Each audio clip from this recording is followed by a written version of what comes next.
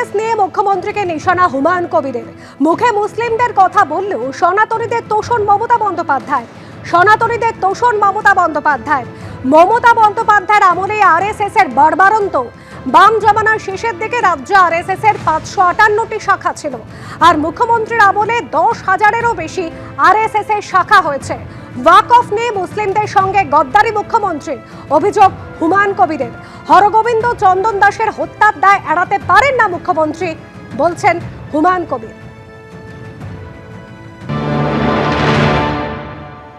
পিএমের 34 বছরের শাসনকালের থেকে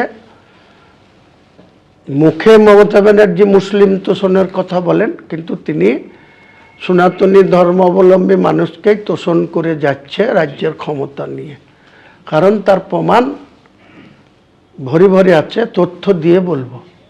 কারণ যেদিন 13ই মে 2011 34 বছরের বাম সরকারের পতন ঘটেছিল, সেদিনকে ছিল 558টা বাংলায় আরএসএসের শাখা অফিস। প্রতি পদে পদে এই যে ওয়াকফ নিয়ে গদ্দারি করেছে। ওয়াকফ নিয়ে বলেছিল আমি একাই দেখে নেব, কেন্দ্র সরকারের অ্যামেন্ডমেন্ট মানব না। একটা মুখ্যমন্ত্রী এইভাবে বলতেই পারে না। হুমায়ুন কবির তিনি অভিযোগ করছেন যে সনাতনীদের তোষণ করেন মমতা বন্দ্যোপাধ্যায় এবং মমতা বন্দ্যোপাধ্যায়ের আমলে আরএসএস এর বাড়বাড়ন্ত। এই নিয়ে তৃণমূলের কি প্রতিক্রিয়া শোনাবো।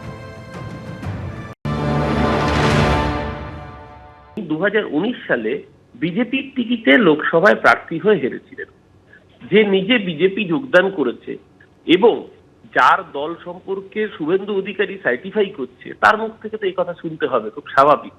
আজকে পরিষ্কার বোঝা যাচ্ছে হুমায়ুন কার এজেন্ট হিসেবে কাজ করতেন। 2014 সালের পর নরেন্দ্র মোদীর এই উত্থানের পর সারা ভারতবর্ষে উগ্র হিন্দুত্ববাদী শক্তির বাড়বাড়ন্ত, এবং তাতে মদত দিয়েছেন খোদ হুমায়ুন কবির 2019 সালে লোকসভা নির্বাচনে বিজেপির হয়ে প্রার্থী হয়ে। তাই ওনার মুখ থেকে এইসব কথা শুনলে বোঝা যায় যে মমতা ব্যানার্জির সরকার আসলে সঠিক পথে চলছে। তাই জন্য একদিকে এই অতি হিন্দুত্ববাদী শক্তি, আর একদিকে অতি মৌলবাদী মুসলিম শক্তি, দুই শক্তি হাত মেলাচ্ছে হুমায়ুন কবির আর শুভেন্দু অধিকারী।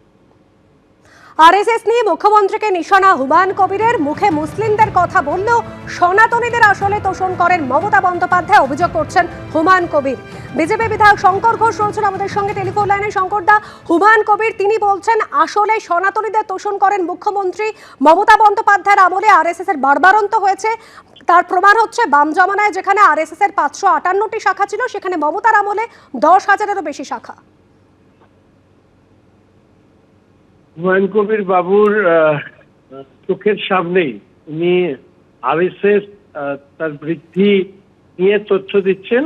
2026-এ হুমায়ুন কবির বাবু তথ্য হিসাবে বিজেপি সরকার গঠন করবে সে সম্পর্কেও তিনি নিশ্চয়ই এই সংখ্যা বৃদ্ধি থেকে আভাস পেয়েছেন। তৃণমূল সরকারের আমলে বৃদ্ধি, এটা ওনার যুক্তি। সারা দেশে এই মুহূর্তে বিচারধারার যে সনাতনী বিচারধারার যে বিস্তার ঘটেছে, তো স্বয়ং কমিউনিস্ট ঘাঁটি কেরালাতেই এই সর্বশেষ মিউনিসিপাল কর্পোরেশন তার নির্বাচনে প্রমাণিত হয়েছে। ধন্যবাদ। এবিপি আনন্দ এগিয়ে থাকে, এগিয়ে রাখে।